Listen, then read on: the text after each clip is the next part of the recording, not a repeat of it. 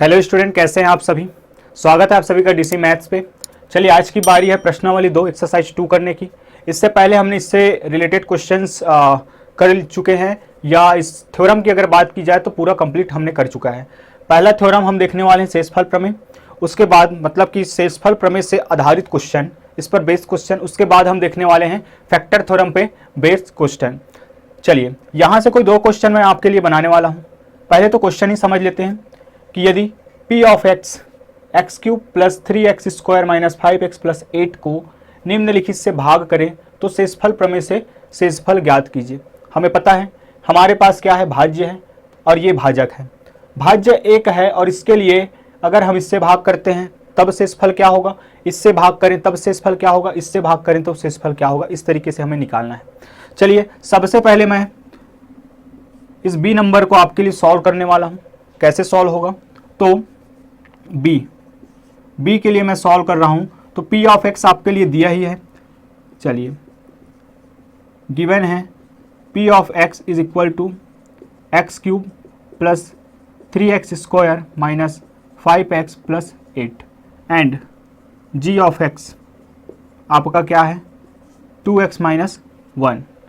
अब हमें पता है क्या करते हैं, g ऑफ x को 0 के इक्वल रखते हैं। तो put g of x equal to 0 means 2x minus 1 equal to 0। यहाँ से 2x इज इक्वल टू 1 आ जाएगा, इसलिए x is equal to 1/2। x is equal to क्या आ गया, 1/2 आ गया। इस x इज इक्वल टू 1/2 को अब कहाँ रखेंगे, हम रखेंगे p ऑफ x में। तो x का मान p ऑफ x में रखने पर, जैसे ही हम इस x का मान p ऑफ x में रखेंगे स्टूडेंट, क्या हो जाएगा, क्या मिलेगा हमें, p of 1/2 is equal to p of 1/2। x की जगह पे 1/2 रखना है हमें, तो 1/2 का क्यूब 3 इंटू 1/2 का स्क्वायर प्लस 3 इंटू 1/2 का स्क्वायर माइनस 5 इंटू 1/2 और प्लस 8। चलिए इसको सॉल्व करते हैं। 1/3 का स्क्वायर मीन्स 1 का क्यूब 2 का क्यूब प्लस 3 इंटू 1 का स्क्वायर अपॉन 2 का स्क्वायर माइनस 5/2 प्लस 8। ये कहाँ से आया आपको पता ही होगा, मैं लिख देता हूँ, एक बार आपको रिवाइज करा देता हूँ कि p upon q whole power m है, घातांक का नियम है। तो p की भी पावर m होता है और q की भी पावर m होता है। आई होप आप लोगों को अब चीज़ें याद हो गई होंगी, क्योंकि बेसिक से हम लोग डिस्कस कर रहे हैं, पिछले वीडियो लेक्चर्स में इसके बारे में डिस्कस कर चुके हैं। चलिए आगे क्या होगा, सॉल्व करते हैं इसको। तो 1 का क्यूब 1 होता है और 2 का क्यूब 8 होता है। 3 और 1 का क्यूब स्क्वायर 1, तो 3 इंटू 1 क्या हो जाएगा 3 और 2 का स्क्वायर होता है 4 माइनस 5/2 प्लस 8। अब स्टूडेंट 8, 4, 2 इन सब का एलसीएम क्या आएगा, और इसके नीचे कुछ नहीं मतलब 1, इन सब का एलसीएम आएगा आपका 8। चाहे तो आप निकाल के देख सकते हैं, और अगर नहीं देखना है तो आपके लिए एक की पॉइंट मैं बता दूं, कि जिनका भी हमें एलसीएम निकालना होता है, जैसे कि हमारे पास कौन कौन है एलसीएम में, 8 है, 4 है, 2 है, 8 है, 4 है, 2 है और 1 है। इसका अगर एलसीएम निकालना है तो हम देखेंगे कि सबसे बड़ा नंबर कौन सा है, 8 है। सबसे बड़ा नंबर 8 है और हम जानते हैं कि ये जो 8 है वो इन सब के पहाड़े में आता है। तो आपको और निकालने की ज़रूरत नहीं है। ऐसा सिचुएशन आए कि सबसे बड़ा नंबर जो है बाकियों के पहाड़ा में आए, तो वही बड़ा नंबर इन सब का क्या होता है, एलसीएम होता है। आई होप आप लोगों को चीज़ें समझ आ गई होंगी और बातें याद रखिएगा। चलिए, क्योंकि आप याद रखेंगे तो ये हर जगह अप्लाई होगा, क्योंकि बहुत जगह पे ये मिलने वाला है। चलिए, तो एलसीएम आएगा आपका 8। 8 से 8 को डिवाइड करेंगे तो 8 आएगा, और 8 से 8 को डिवाइड करेंगे तो 1 आएगा, और 1 का अगर 1 से मल्टीप्लाई करेंगे तो 1, प्लस साइन को एक बार चेक कर लेते हैं, क्योंकि अगर साइन गड़बड़ तो पूरा मामला गड़बड़ हो जाएगा। 8 को अगर 4 से डिवाइड करूंगा तो क्या आएगा स्टूडेंट, 2 आएगा, और 2 को अगर 3 से मल्टीप्लाई करूँगा तो 6 आएगा, माइनस साइन यहाँ लगा हुआ है। 8 को अगर 2 से डिवाइड करूँगा तो 4, और 4 × 5 आ जाएगा आपका 20, और यहाँ पे 8 को 1 से डिवाइड करने पर 8, और 8 8 जार होता है आपका 64। चलिए इसको सॉल्व करते हैं। पॉजिटिव वाला एक साथ ले लेते हैं, 1 + 6 7, और 7 + 64 हो जाएगा आपका 71, माइनस 20 डिवाइडेड बाय 8। यहाँ से आगे सॉल्व करेंगे तो 71 में अगर हम 20 को घटाते हैं, 71 में अगर हम 20 को घटाते हैं तो क्या आ जाएगा, ये आ जाएगा आपका 51/8। चलिए 51/8 आपका आंसर आया है स्टूडेंट। क्या हम इसको किसी और तरीके से लिख सकते हैं? चलिए इतना काफ़ी है। P ऑफ 1/2 क्या आया आपका, 51/8। इसलिए शेषफल प्रमेय से P ऑफ 1/2 = R = 51/8, ये हुआ आपका आंसर। आपका शेषफल ये हुआ स्टूडेंट। चलिए नोट कर लीजिए बातों को। सो अब एक और क्वेश्चन देखते हैं स्टूडेंट। अब बी नंबर के बाद मैं आपके लिए सॉल्व करने वाला हूँ डी नंबर को, और ये जो ए है वो आपके लिए होमवर्क रहेगा, और सॉल्व करने के बाद dcmaths22@gmail.com पर भेजना ना भूलें, या हमें कमेंट पर भी इसको सॉल्व करके या आंसर हमें बता सकते हैं। चलिए तो गिवन डेटा हमारे पास P ऑफ x वही रहने वाला है, बस G ऑफ x अर्थात भाजक हमारा बदल जाएगा, भाग करने वाला जो डिवाइजर है वो हमारा बदल जाएगा। तो चलिए क्या करना है, फिर से G ऑफ x को क्या रखने पर, पुट G ऑफ x अर्थात x + 1/3 = 0 डायरेक्ट कर रहा हूँ।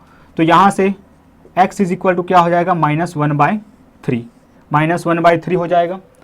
x का मान P ऑफ x में रखने पर, और जैसे ही हम रखेंगे तो क्या मिलेगा हमें, therefore P of -1/3 x³ means -1/3 का क्यूब प्लस 3, x² मीन्स -1/3 का स्क्वायर, -5 -1/3 + 8। चलिए आगे बढ़ते हैं। आगे अगर सॉल्व करें तो ये नियम तो आपको पता हो गया, तो यहाँ पे आ जाएगा -1 का क्यूब और 3 का क्यूब प्लस 3 × -1 का स्क्वायर 3 का स्क्वायर, -1 का स्क्वायर और 3 का स्क्वायर, -5। ये माइनस और ये माइनस आपस में गुणा होकर प्लस कर देगा इसको, और ये आ जाएगा 1/3 + 8। आगे बढ़ते हैं स्टूडेंट। -1 की घात 3, और 3 क्या है, 3 एक विषम संख्या है। तो विषम संख्या होने पर जब कभी भी -1 की घात एक विषम संख्या हो तो क्या आता है स्टूडेंट, आपका -1 ही आता है। तो -1 और 3 का क्यूब होता है आपका 27, 3 × 3 × 3 ये हो गया 9 × 3 = 27। तो यहाँ आ जाएगा आपका 27 प्लस, यहाँ पे प्लस और ये रहा माइनस। ऐसे आप गड़बड़ी कर सकते हैं, लेकिन ध्यान रखिएगा ऐसा गड़बड़ी नहीं करना है। तो यहाँ पे क्या हो जाएगा 3, -1 की स्क्वायर मीन्स 1/9 प्लस 5/3 + 8। आगे बढ़ते हैं, -1/27 प्लस 3 × 3 = 3 ये तो यहीं से कैंसिल हो गया। अगर आप नहीं चाहते यहाँ कैंसिल करना तो आप 3/9 लिख सकते हैं, बिल्कुल कोई दिक्कत वाली बात नहीं होगी। यहाँ 5/3 धन 8, ठीक है। साइन को एक बार फिर से देख लेते हैं। यहाँ पे हो जाएगा पॉजिटिव, पॉजिटिव का पॉजिटिव रहेगा, यहाँ पे नेगेटिव, नेगेटिव आया, पॉजिटिव पॉजिटिव, कैसे बना, प्लस और माइनस प्लस। चलिए सब कुछ सही है। अब देखते हैं स्टूडेंट वही, इसके नीचे कुछ नहीं मतलब 1, 27, 3 और 3, इन सब का एलसीएम क्या हो जाएगा। नियम हमें पता है कि कोई बड़ी संख्या है जिनका एलसीएम निकालना है उनके बीच में, तो जो बड़ी संख्या है अगर बाकी छोटे के टेबल में आता हो तो वो क्या होगा, वही बड़ी संख्या सभी का एलसीएम होता है। तो यहाँ पे जो होगा हमारा 27 जो है वो आपका एलसीएम होगा। तो 27 को 27 से डिवाइड करने पर आएगा 1 और 1 का 1 के साथ मल्टीप्लाई करने पर 1 ही मिलेगा। इसको अगर हम 3 से डिवाइड करते हैं तो मिलेगा आपका 9 और 9 1 जार 9 प्लस 27 को फिर से 3 से डिवाइड करने पर आएगा आपका 9 और 9 को अगर 5 से हम मल्टीप्लाई करते हैं तो मिलेगा हमें 9 पंचे 45 और 27 को अगर 1 से हम डिवाइड करेंगे तो आएगा 27 और 27 का गुना अगर 8 से करते हैं तो देखते हैं क्या आता है। 8 7 जार 56, 56 का 6 कैरी 5, 8 2 जार होगा 16 और 16 5 21 तो 216। चलिए ये माइनस, ये प्लस, ये प्लस, ये प्लस, माइनस वाला अकेला रहेगा, प्लस वाला आपस में जुड़ जाएगा। तो 9 9 और 5 होगा आपका 14 और 14 और 6 हो जाएगा आपका 20, 20 का 0 कैरी 2 तो 4 + 2 आपका हो जाएगा 6, 6 + 1 70 और 2 का कोई दोस्त नहीं तो सैकड़ा में अकेला बैठा है तो 2 27। आगे सॉल्व करते हैं तो माइनस अर्थात 270 में अगर एक घटा दें तो आ जाएगा 269/27। क्या ये सॉल्व हो सकता है? अगर सॉल्व होता है तो आप कर सकते हैं, अन्यथा यहीं पे आप इसको छोड़ सकते हैं। तो इसलिए शेषफल प्रमेय से आपका P of -1/3 is equal to R is equal to 269 divided by 27, यही हमारा शेषफल होगा। जी स्टूडेंट, क्वेश्चन नंबर 1 हमने कंप्लीट कर लिया। आइए बढ़ते हैं आगे की ओर और देखते हैं क्वेश्चन नंबर 2, जहां पे हमें पूछा जा रहा है कि क्या एक जो भाजक है वो एक अन्य भाज्य का गुणनखंड है, अर्थात गुणनखंड प्रमेय पर आधारित क्वेश्चंस।